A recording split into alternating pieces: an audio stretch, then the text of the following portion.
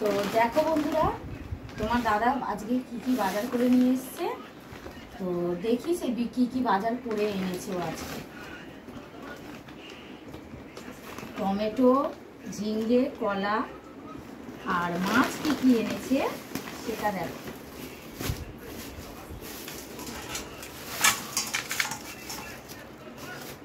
দেখো বন্ধুরা, বড় বড় চিংড়ি মাছ এনেছে, গলদা চিংড়ি।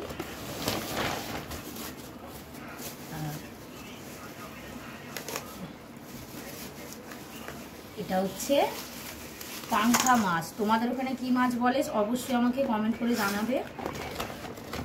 আর এটা কি মাছ? এটা হচ্ছে ইলিশ মাছ এনেছে। দেখো আজকে বড় বড় চিংড়ি মাছ,